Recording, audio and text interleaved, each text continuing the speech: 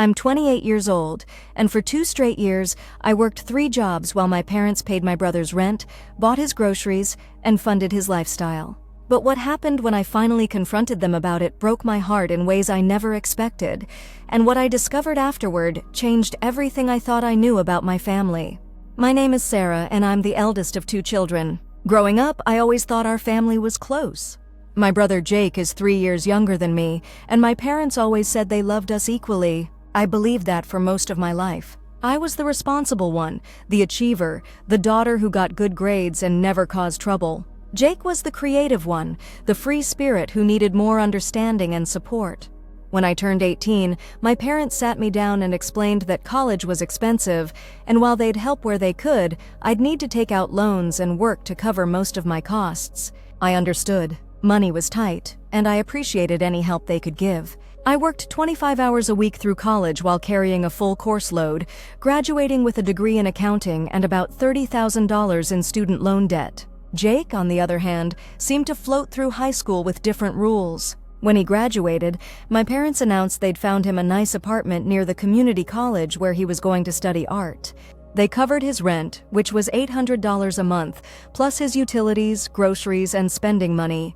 When I asked about the different treatment, my mother explained that Jake was more sensitive and needed extra support to find his way. I tried to understand. I told myself that maybe I was stronger, more capable of handling independence, but something about it felt wrong, especially when I was still paying back my student loans while working my first job as a junior accountant, making barely enough to cover my own rent and expenses. The real breaking point came when I was 25. I'd been working steadily for 3 years, slowly paying down my debt, when my landlord raised my rent by $200 a month. My salary couldn't stretch to cover it, so I had to find additional work. I picked up weekend shifts at a retail store and started doing freelance bookkeeping in the evenings. 3 jobs just to make ends meet. Around the same time, Jake decided community college wasn't for him. Instead of getting a job, he announced he wanted to pursue photography and needed time to build his portfolio. My parents not only continued paying his rent, but increased his monthly allowance so he could buy camera equipment. $800 for rent, $300 for groceries and utilities, plus another $400 a month for his artistic pursuits. They were giving him $1,500 monthly while I worked 60 hours a week just to survive. I started doing the math and it made me sick. In the 2 years since Jake had graduated high school, my parents had given him over $36,000. That was more than my entire student loan debt. It was more than I made in a year at any single one of my 3 jobs. The exhaustion was crushing me. I'd wake up at 5:30 to do bookkeeping before my main job, work 9 hours as an accountant, then head to the retail store for another 4-hour shift. I was getting home after 10 p.m. most nights, only to work on more freelance projects until midnight. On weekends, I worked both retail shifts and tried to catch up on household tasks and laundry. Meanwhile, Jake was posting Instagram photos of his artistic adventures, coffee shops where he'd spend hours working on his portfolio, day trips to scenic locations for photography sessions, gallery openings and creative workshops. All funded by our parents while I could barely afford groceries. I tried talking to my mother about it several times. Each conversation followed the same pattern. She'd acknowledge that I was working hard, but explain that Jake was still finding himself and needed more support. She reminded me that I was strong and capable, that I'd always been independent, and that I should be proud of making my own way in the world. When I pointed out the financial disparity, she'd get defensive and say that comparing wasn't healthy. She'd mentioned that they'd helped me with some college expenses, conveniently forgetting that their help had been minimal compared to what Jake was receiving. If I pressed harder, she'd accuse me of being jealous and remind me that family should support each other. The gaslighting was subtle but constant. When I'd express frustration about working 3 jobs, my father would praise my work ethic and suggest that the experience was making me stronger. When I'd mention being tired or stressed, my mother would point out that Jake was dealing with the pressure of finding his artistic voice and that everyone handled challenges differently. I started documenting everything. I kept track of every conversation, every expense my parents covered for Jake, every dismissive comment about my situation. I wasn't planning anything vindictive. I just needed to prove to myself that I wasn't imagining the unfairness. The breaking point came 2 years into this arrangement. I'd been working my 3-job schedule for nearly 2 years, barely keeping my head above water financially, when I got offered a promotion at the accounting firm. It would mean a significant salary increase, but I'd need to travel occasionally for client meetings. The problem was the timing of these trips conflicted with my retail shifts. I decided I had to quit the retail job to accept the promotion. It was a risk because I'd lose that income stream, but the raise would more than make up for it if I could keep the freelance bookkeeping. I was excited to finally have a chance to build my career and maybe work toward a normal 40-hour week. When I told my parents about the promotion over dinner, I expected them to be proud and excited. Instead, my mother's first question was whether this meant I'd have more time to help Jake with his photography business.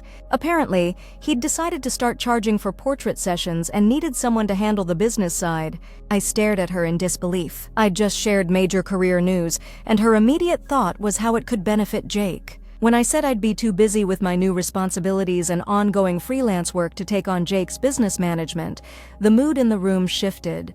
My father suggested that since I'd be making more money, maybe I should start contributing to family expenses. When I asked what he meant, he explained that Jake's photography business would need startup costs, and since I was the one with business experience, I should help fund it and provide guidance. I felt like I'd been punched in the stomach. For 2 years, I'd worked myself into exhaustion while they handed Jake $1,500 a month. Now that I was finally getting ahead, they wanted me to financially support his next venture while continuing to pay his living expenses. That's when I lost my composure and told them exactly what I thought about the situation.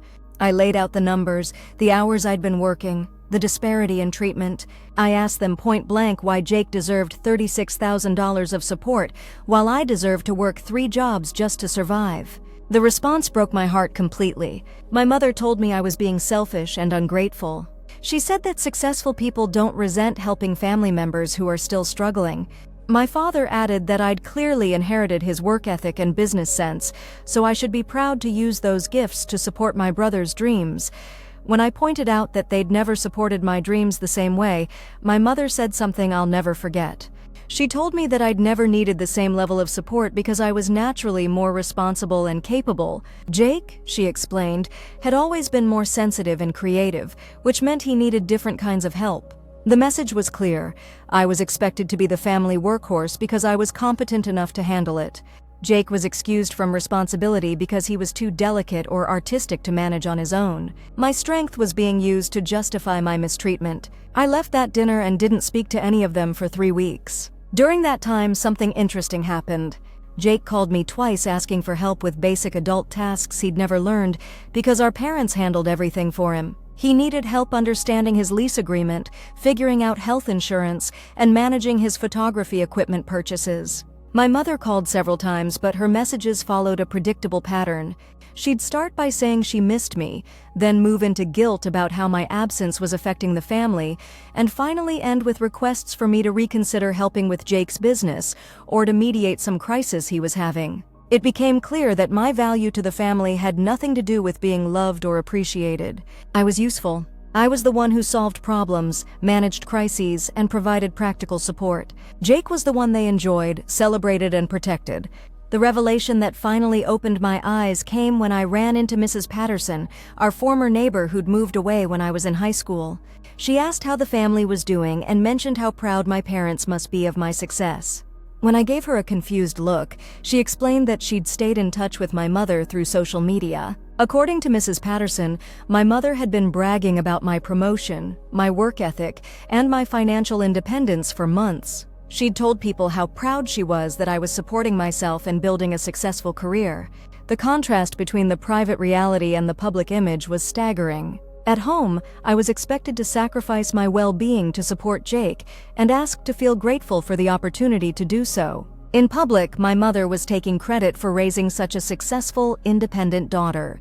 She was proud of me when it made her look good to others, but dismissive of my struggles when I needed actual support. That's when I decided to set boundaries, but I wanted to do it strategically. I accepted the promotion and used my new position to build professional connections and expand my freelance client base. Instead of working 3 jobs for survival, I was working strategically to build wealth and independence. Over the next 6 months, I paid off my remaining student loans, built up a substantial emergency fund, and started investing. I also began documenting every interaction with my family, not out of spite, but to protect my own mental health and maintain clarity about the patterns I was seeing. Jake's photography business predictably failed within 4 months. He'd never learned basic business skills because our parents had always handled practical matters for him. When he couldn't manage client scheduling, invoicing, or equipment maintenance on his own, he lost several paying customers and gave up. My parents' response was to increase his monthly allowance again and start looking for other opportunities for him. They enrolled him in a different art program and began funding that as well. The financial support that had been going on for 2 years was clearly going to continue indefinitely. Meanwhile, they continued expecting me to be available for family emergencies, holiday hosting, and emotional labor while contributing financially to Jake's various endeavors. When I started declining these requests and setting boundaries around my time and money, they accused me of becoming selfish and changing for the worse. The final confrontation happened at Jake's birthday party, which I'd initially declined to attend. My mother had guilted me into coming by saying it would mean so much to Jake and that my absence was hurting the family. When I arrived, I discovered that Jake had invited several of his friends, all of whom were in their early 20s and still being financially supported by their parents. During dinner, one of Jake's friends made a comment about how lucky he was to have parents who understood that creative people needed different kinds of support. Another friend agreed and said it was refreshing to meet parents who didn't expect their kids to immediately become corporate drones. I realized they had no idea I existed, despite being Jake's sister. When I introduced myself, Jake actually seemed embarrassed and quickly changed the subject. It became clear that I wasn't part of the narrative he shared with his friends. I was an inconvenient reminder that some people work for what they have. The breaking point came when my mother started talking about family values and how proud she was that they'd raised children who supported each other. She made several comments about the importance of family loyalty and helping those who need it most. One of Jake's friends asked what I did for work, and when I mentioned being an accountant, my mother jumped in to explain that I was very career-focused and had always been independent. She made it sound like a character flaw, as if my work ethic was evidence that I lacked the artistic sensitivity that made Jake special. That's when I decided I was done protecting everyone's feelings. I calmly asked my mother to explain what she meant by family members supporting each other. When she started giving vague answers about emotional support and being there for each other, I asked for specific examples. I pointed out that in the 3 years since Jake had graduated high school, our parents had given him over $50,000 in direct financial support. I mentioned that during the same period, I'd worked multiple jobs while receiving no financial assistance and had been expected to contribute to Jake's ventures as well. The room went completely silent. Jake's friends looked uncomfortable, and my parents looked shocked that I'd brought up specific numbers in front of other people. My mother tried to dismiss it as a private family matter, but I continued. I explained that I'd kept detailed records because the gaslighting had made me question my own perceptions. I had documentation of every conversation where I'd been told I was selfish for wanting equal treatment, every guilt trip about family loyalty, and every expectation that I sacrifice my well-being for Jake's comfort. My father tried to shut down the conversation by saying it wasn't appropriate dinner conversation, but Jake's friends were clearly paying attention. One of them asked directly whether it was true that I'd been working 3 jobs while Jake received an allowance. The question hung in the air, and I could see my parents realizing that their carefully constructed narrative was falling apart in front of witnesses. These young people, who had been impressed by my parents' support for creativity and artistic pursuits, were now seeing the other side of the story. I stood up and told my parents that I was done enabling this dysfunction. I explained that I wouldn't be available for family emergencies, holiday hosting, or financial contributions until there was honest acknowledgement of the disparity in treatment and genuine effort to address it. My mother immediately started crying and accused me of ruining Jake's birthday and being cruel in front of his friends. My father demanded that I apologize and said I was being manipulative by bringing up old grievances in public, but something had shifted. Jake's friends were looking at the situation differently now. One of them actually asked Jake directly how he felt about his sister working 3 jobs while he received financial support. Another mentioned that it seemed unfair and that maybe Jake should consider getting a job to help balance things out. Jake's response revealed everything I needed to know about his character. Instead of showing any awareness or gratitude for the sacrifices that had enabled his lifestyle, he got defensive and said that everyone's situation was different. He claimed that his artistic work was valuable even if it wasn't immediately profitable, and that I'd chosen a corporate career because I wanted financial security. The lack of acknowledgement, gratitude, or even basic awareness was stunning. Here was someone who'd received over $50,000 in support while his sister worked herself to exhaustion, and his response was to justify why he deserved it and I didn't. I left the party that night knowing I was done trying to have a relationship with people who saw me as a resource rather than a person. The conversation had revealed that their view of me was entirely transactional. I was valuable when I could provide something, and inconvenient when I needed something myself. Over the next few months, I maintained complete no contact with my family. During this time, several interesting things happened that confirmed I'd made the right decision. First, Jake called me multiple times asking for help with basic adult tasks that our parents couldn't or wouldn't handle. When I didn't respond, he actually showed up at my workplace asking for help with tax preparations. The fact that he felt entitled to interrupt my professional life for free services showed how deep the dysfunction went. He genuinely didn't understand why I might not want to help him anymore, or why showing up at my job was inappropriate. My parents also reached out repeatedly, but their messages revealed their priorities. They weren't concerned about repairing our relationship or addressing the issues I'd raised. They were frustrated that I was no longer available to manage crises and provide practical support. My mother's messages followed a predictable pattern, expressing hurt about my absence, guilting me about the impact on family holidays, and eventually requesting help with some situation involving Jake. There was never acknowledgement of the problems I'd identified or genuine interest in my well-being. The vindication I'd been unconsciously seeking came 6 months later when I received a significant promotion at work. I was promoted to senior accountant with a substantial salary increase and was asked to lead a team of junior staff. The recognition felt incredible after years of being dismissed and undervalued at home. Around the same time, I learned through mutual acquaintances that Jake had moved back in with our parents because he couldn't manage living independently without constant financial support. The photography business had been a complete failure, and he'd accumulated credit card debt that our parents were now paying off. The contrast was striking. While I was advancing professionally and building financial security, Jake was moving backward toward greater dependence. The narrative that he needed extra support to find his footing was clearly false. The support was actually preventing him from developing essential life skills. I also discovered that my parents had been telling extended family and friends that I was going through a difficult phase and had cut contact because I was struggling with jealousy and career stress. They were portraying themselves as concerned, loving parents dealing with a troubled daughter who couldn't handle her brother's success. The irony was devastating. Jake's success consisted of moving back home after failing to support himself despite receiving massive financial assistance. My actual professional achievements were being reframed as evidence of my personal problems. This information came to me through my aunt, who'd been concerned about the family drama and reached out to hear my side of the story. When I shared the documentation I'd been keeping, she was horrified. She'd had no idea about the extent of the financial disparity or the emotional manipulation I'd been experiencing. My aunt's validation was incredibly healing.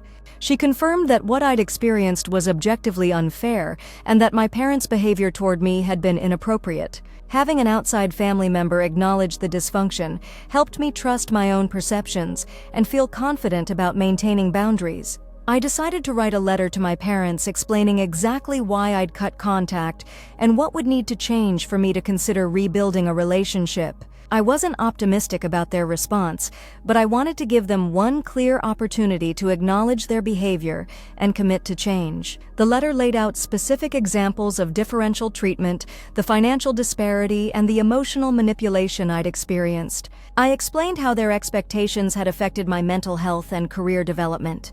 I also outlined what genuine accountability would look like, acknowledging the harm, apologizing sincerely, and demonstrating consistent behavioral change over time.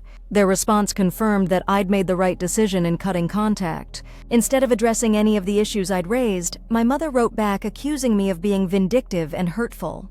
She said that bringing up specific dollar amounts was petty and that I was trying to punish them for supporting a child who needed help. My father's response was shorter and more dismissive. He said that I was an adult who should be able to handle my own problems without blaming my parents. He suggested that I seek therapy to work through my resentment and jealousy issues.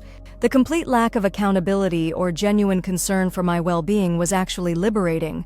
It eliminated any doubt about whether I was overreacting or being too harsh. These people were not capable of treating me with basic respect and consideration. I did take my father's advice about therapy, but not for the reasons he'd intended.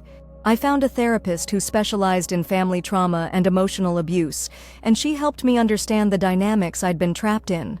She confirmed that what I'd experienced was a form of emotional abuse called scapegoating, where one child is treated as the family problem solver while another is protected from consequences.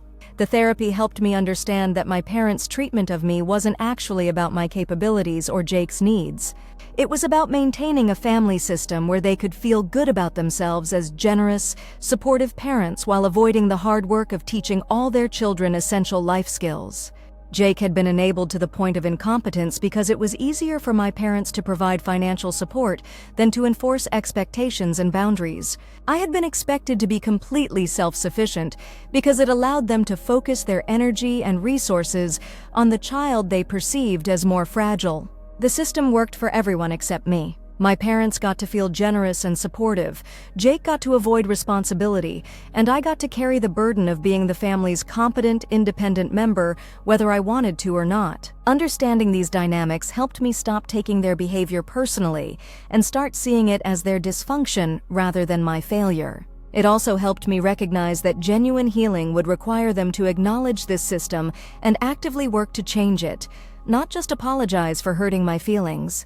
A year after I'd cut contact, my professional life had continued to flourish. I'd been promoted again and was now managing a significant client portfolio. I'd also expanded my freelance business and was earning more in a month than I used to make in 3 months working 3 jobs. More importantly, I'd learned to value my own time and energy. I was getting adequate sleep, pursuing hobbies I enjoyed, and building friendships with people who appreciated me for who I was rather than what I could provide.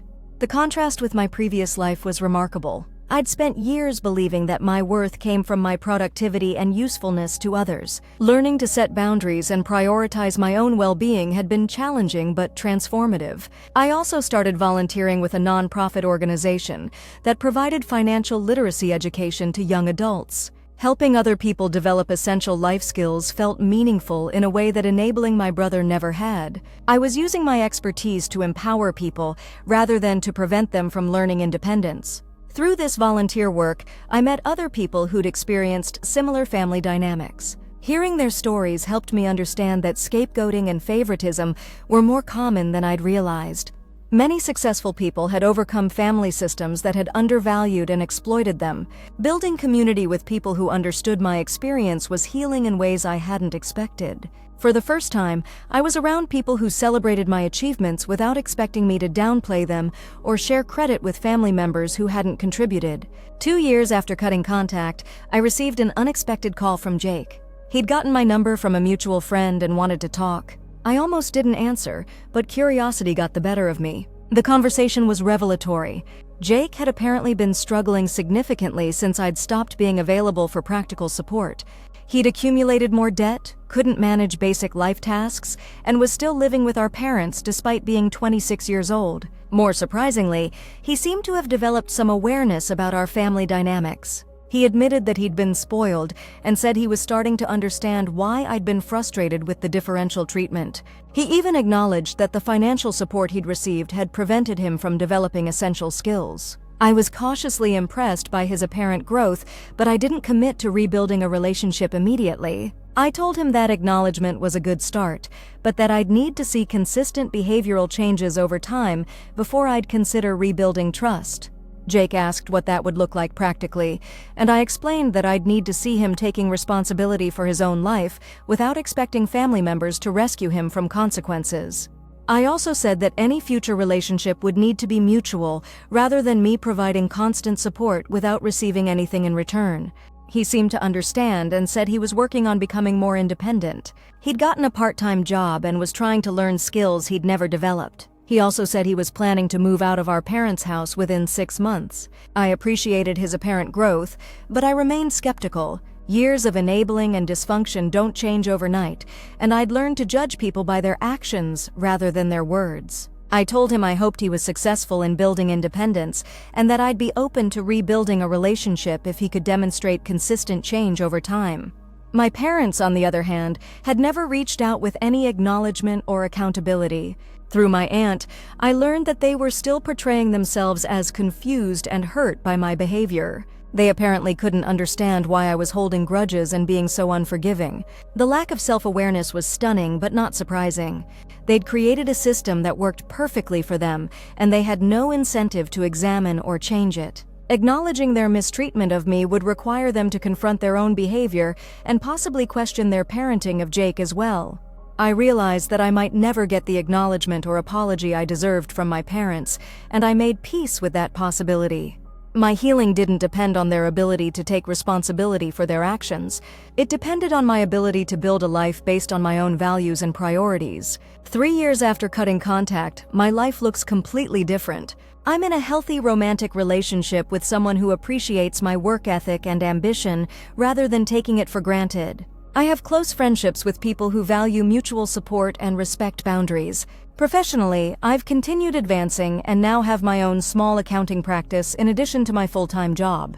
The financial security I've built feels incredible after years of struggling to make ends meet, while watching money flow freely to my brother. Most importantly, I've learned to recognize my own worth independent of other people's opinions or expectations. I no longer need external validation to know that I'm valuable and deserving of respect. This internal sense of worth has made me less vulnerable to manipulation and more confident in setting boundaries. I've also become an advocate for other people who've experienced similar family dynamics. Through my volunteer work and personal relationships, I try to help others recognize that they deserve equal treatment and mutual respect in their families. The experience taught me that family dysfunction often disguises itself as love and support. My parents genuinely believed they were being good parents by supporting Jake financially, but they failed to consider the impact of their differential treatment on me or the enabling effect on Jake. Real love requires seeing each person as an individual with their own needs and capabilities. It means providing appropriate support that encourages growth rather than dependence. It also means treating all family members with equal respect and consideration. Jake did follow through on his commitment to become more independent. He moved out of our parents' house, kept his job, and started managing his own finances. After a year of consistent behavioral change, I agreed to meet with him for coffee. The conversation was different from any we'd had before. Instead of asking for help or support, he talked about his own experiences and asked genuine questions about mine. He apologized specifically for the ways he'd taken advantage of my willingness to help and acknowledged that he'd never reciprocated or shown appreciation. We've slowly rebuilt a relationship based on mutual respect rather than one-sided support. It's not the same as the relationship we had growing up, but it's healthier and more authentic. Jake has become a person I can actually have a friendship with rather than someone who only contacted me when he needed something. My parents, however, have never acknowledged any problems with their behavior. They've apparently continued the same patterns with other family members, expecting excessive emotional labor and practical support while providing minimal reciprocity. I've maintained no contact with them, and that decision feels right for my mental health and well-being. I don't feel angry or resentful anymore.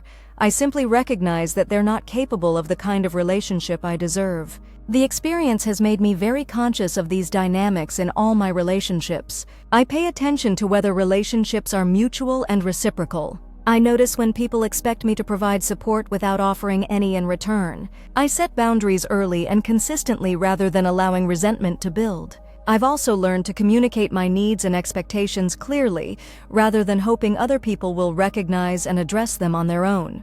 Many people genuinely don't realize when relationships have become one-sided, and direct communication can sometimes correct the imbalance. However, I've also learned to recognize when people are unwilling or unable to provide mutual support and respect. Not every relationship can or should be saved, and it's healthy to prioritize people who appreciate and reciprocate what you offer. Looking back, I'm grateful for the experience despite the pain it caused. It taught me essential life skills about boundaries, self-advocacy, and recognizing manipulation. It also showed me that I'm capable of building a successful life based on my own efforts and values. If you've experienced similar family dynamics, I want you to know that your feelings are valid and your experiences matter. Differential treatment is harmful even when it's disguised as supporting someone who needs more help.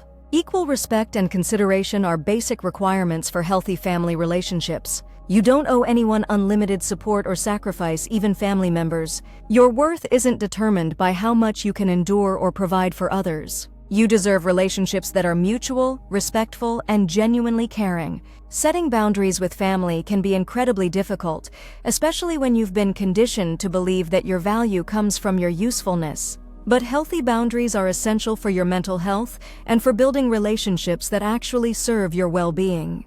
If you're in a similar situation, I encourage you to document what you're experiencing and seek support from people outside the dysfunctional system. Sometimes we need external perspectives to help us recognize that what feels normal is actually harmful. Therapy can be incredibly helpful for understanding these dynamics and developing healthy coping strategies. A good therapist can help you recognize manipulation, build self-worth independent of others' opinions, and learn to set appropriate boundaries. Remember that healing is possible, even from deep family dysfunction. You can build a life based on your own values and priorities, surrounded by people who genuinely appreciate and support you. Your past doesn't have to determine your future, and you have more power than you might realize to create positive change. Have you experienced similar family dynamics where one sibling received significantly more support than others? How did you handle the situation, and what advice would you give to others dealing with favoritism or scapegoating in their families? I'd love to hear your experiences and insights in the comments below. If this story resonated with you, please consider subscribing and sharing your own journey. Building community around these experiences helps all of us feel less alone and more empowered to create healthy boundaries and relationships.